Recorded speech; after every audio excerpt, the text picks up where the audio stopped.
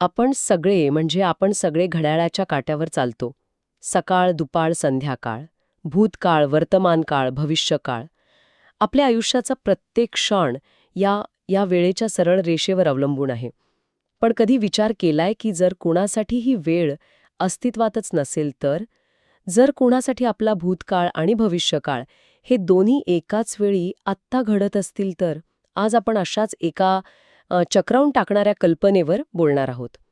आपल्याकडे काही धार्मिक ग्रंथ आणि त्यावरील भाष्य आहे जे देव, त्याची अनंतता आणि आपण ज्याला काळ, अवकाश किंवा स्पेस टाईम म्हणतो यांच्यातल्या नात्याबद्दल एक वेगळाच दृष्टिकोन मांडतात. या चर्चेमागचा उद्देश हा आहे की आपल्या अनुभवाच्या आणि समजुतीच्या पलीकडे असलेल्या एका अस्तित्वाचं वर्णन हे ग्रंथ कसे करतात हे समजून घेणं.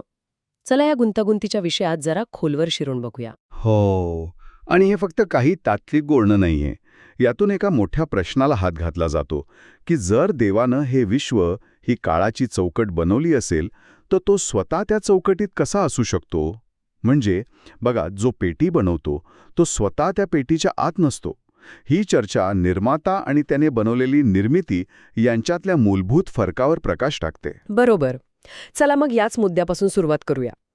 या स्रोतांमधली पहिली आणि सगळ्यात मोठी कल्पना ही आहे की देव स्वतःमध्येच अनंत आहे. म्हणजे तो काळ-अवकाशाच्या पलीकडे आहे. पण त्याच वेळी असंही म्हटलंय की त्याच्यासाठी हे काळ-अवकाश आधीच पूर्ण झालेलं आहे. हे गोंधळात टाकणार आहे. म्हणजे एखादं पुस्तक लिहिण्याआधीच ते पूर्ण वाचून झालंय असं म्हणण्यासारखं झालंय हे. अगदी. आणि म्हणूनच इथे आपल्याला आपली नेहमीची विचार करण्याची पद्धत थोडी बाजूला ठेवावी लागते. या स्रोतांमध्ये देवाला अल्फा आणि ओमेगा असं म्हटलंय. म्हणजे सुरुवात आणि शेवट. तो निर्मिती सुरू होण्यापूर्वीही होता आणि सगळं संपल्यावरही असेल. याला समजण्यासाठी एक उदाहरण घेऊया. कल्पना करा की वेळ ही एक वाहणारी नदी आहे. आपण सगळे त्या नदीत वाहणारे प्रवासी आहोत. आपल्याला फक्त आपल्या पुढचा आणि मागचा थोडासा प्रवाह दिसतो. हो, म्हणजे भूतकाळ आणि भविष्यकाळ. बरोबर. पण देव त्या नदीच्या काठावर उभा आहे. त्याला त्या नदीचा उगम कुठे आहे, ती कुठे समुद्राला मिळते आणि मधला संपूर्ण प्रवाह हे सगळं एकाच नजरेत दिसतंय. म्हणून त्याच्या दृष्टिकोनातून ही संपूर्ण काळाची रेषा एक पूर्ण झालेली गोष्ट आहे. म्हणूनच एका स्रोतामध्ये एक सुंदर कल्पना मांडली आहे की देवासाठी 1000 वर्ष म्हणजे केवळ एक दिवस. म्हणजे आपल्यासाठी 1000 वर्ष म्हणजे कितीतरी पिढ्या. हो, पण त्याच्यासाठी तो फक्त एक क्षण आहे. थांबा एक मिनिट. हे खरंच खूप मोठं विधान आहे. म्हणजे आपल्यासाठी जे आयुष्य आहे, बालपण, तरुणपण, म्हातारपण, आपले सुख-दुःख, संघर्ष, ही सगळी सरळ रेषा देवासाठी एकाच बिंदूसारखी आहे. म्हणजे माझ्या जन्माचा आणि मृत्यूचा क्षण दोन्ही त्याच्यासाठी आत्ता आहेत.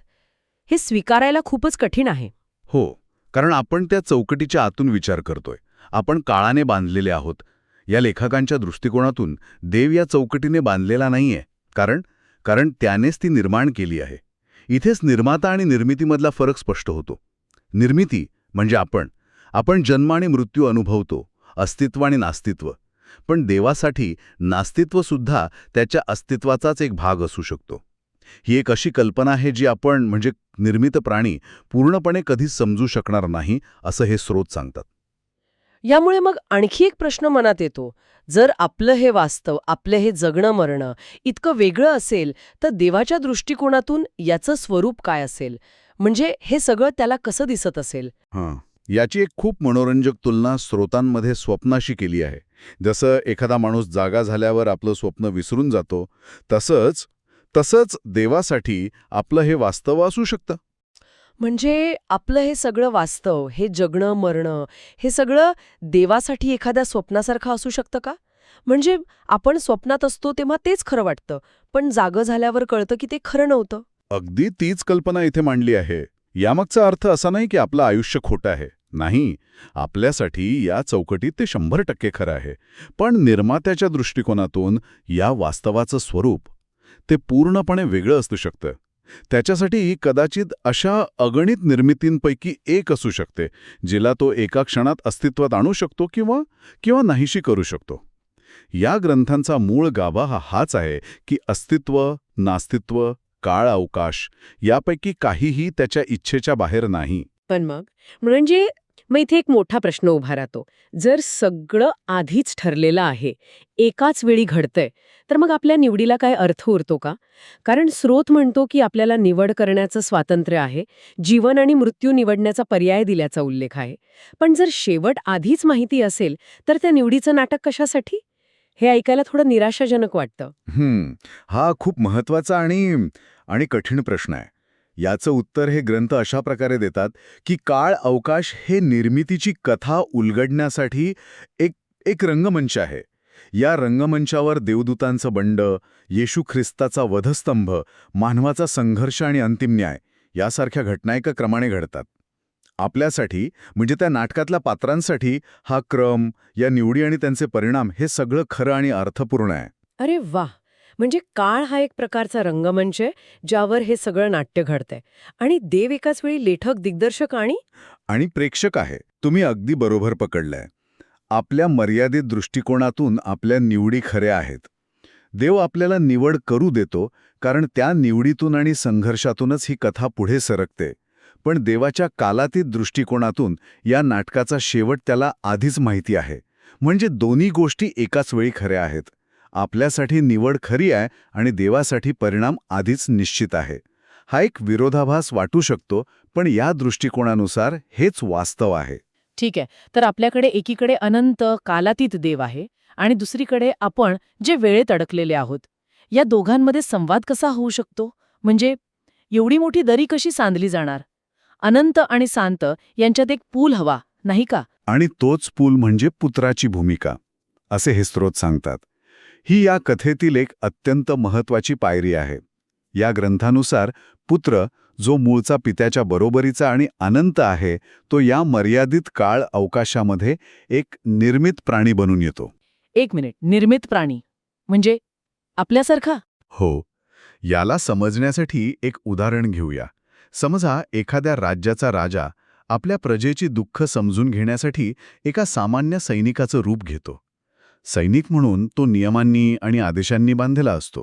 त्यालाही जखमा होतात, तोही थकतो, पण तो मूळचा राजाच असतो, बरोबर? त्याचप्रमाणे श्रोत सांगतो की पुत्र, जो अनंत आहे, त्यांनी निर्मित प्राण्यांचं मर्यादित रूप घेतलं, जेणेकरून तो या मर्यादित जगात, या काळाच्या चौकटीत कार्य करू शकेल. त्याचा उद्देश या काळावकाशाचा वारसा मिळवणे, त्यावर राज्य करणे आणि त्यातून पाप नाहीसे करून त्याला परिपूर्ण बनवणे हा आहे. हे थोडं गोंधळात टाकणारं आहे. म्हणजे पुत्र एकाच वेळी देवही आहे आणि निर्मित प्राणीही. हे कसं शक्य आहे? कारण एका क्षणी तो पित्याच्या बरोबरीचा आहे आणि दुसऱ्या क्षणी त्याच्या अधीन आहे असं तुम्ही म्हणालात. खरं तर हाच यातील सर्वात मोठा गूढ मुद्दा आहे. स्रोत याला विरोधाभास म्हणून नाही, तर देवाच्या दुहेरी स्वभावाचं प्रदर्शन म्हणून पाहतो. अनंत काळात आणि अमर्यादेतेत तो पित्याच्या बरोबरीचाच राहतो, पण केवळ काळावकाशामध्ये या विशिष्ट कार्यासाठी तो एक निर्मित प्राणी बनतो. हे का गरजेचं आहे? कारण स्रोत असंही सांगतात की कोणताही निर्मित प्राणी देवाला त्याच्या मूळ रूपात पाहून जगू शकत नाही. अच्छा. म्हणून अमर्याद देवाने मर्यादित प्राण्यांना स्वतःला प्रकट करण्याचा हा एक मार्ग आहे. तो स्वतः मर्यादित रूप घेतो, जेणेकरून आपण त्याला समजू शकू. आणि त्याचं हे कार्य पूर्ण झाल्यावर काय होतं? या ग्रंथानुसार जेव्हा पुत्र काळा अवकाशाला परिपूर्ण करेल, तेव्हा तो स्वतः त्याच्या त्या निर्मित रूपात पित्याच्या अधीन होईल, जेणेकरून देव सर्वांमध्ये सर्व काही, ऑल इन ऑल होईल. सर्वांमध्ये सर्व काही याचा नेमका अर्थ काय होतो? याचा अर्थ असा की शेवटी निर्मिती आणि निर्माता यांच्यात कोणताही अडथळा राहणार नाही. प्रत्येक गोष्ट, प्रत्येक कण देवाच्या इच्छेने आणि अस्तित्वाने पूर्णपणे भरलेला असेल. आता जे द्वंद्व दिसतो, संघर्ष दिसतो, तो मिटून जाईल. जणू काही सगळं विश्व देवाच्या सुरात सूर मिळवून एकतानतेने गात आहे, अशी ती स्थिती असेल. तर या सगळ्या चर्चेनंतर एक गोष्ट स्पष्ट होतीये. या ग्रंथानुसार आपलं वास्तव हे अंतिम वास्तव नाहीये. आपण वेळेच्या एका छोट्याशा तुकड्यात जगतोय आणि त्याला सर्वस्व मानतो. पण एका मोठ्या दृष्टिकोनातून ही फक्त एका मोठ्या अनंत कथेतील एक छोटीशी घटना आहे. अगदी बरोबर. अंतिम अस्तित्व केवळ देवाचे आहे. आपलं अस्तित्व, आपलं वास्तव, आपल्या निवडी या सर्व गोष्टी त्याने निर्माण केलेल्या चौकटीत खऱ्या आहेत, पण त्या पूर्णपणे त्याच्यावर अवलंबून आहेत. म्हणूनच या स्रोतांमध्ये म्हटलंय की देव आपल्याला जेवढं समजू देतो तेवढंच आपण समजू शकतो. आपण आपल्या मर्यादित बुद्धीने त्याला पूर्णपणे कधीच ओळखू शकत नाही. खरंय. आणि जाता जाता एक विचार मनात घोळतोय. या स्रोतांमध्ये असा उल्लेख आहे की निर्मिती सुरू होण्यापूर्वीच देवाला प्रत्येक निर्मित प्राण्याच्या प्रत्येक निवडीबद्दल माहिती होती. जर काळ अवकाशाचा प्रत्येक क्षण देवासाठी एकाच वेळी उपस्थित आणि ज्ञात असेल तर मग आपण ज्याला स्वतंत्र इच्छा म्हणतो त्याचं नेमकं स्वरूप काय आहे? कदाचित त्याचं महत्त्व परिणामात नाही तर निवड करण्याच्या अनुभवातच दडलेले आहे. हा विचार करायला लावणारा मुद्दा आहे.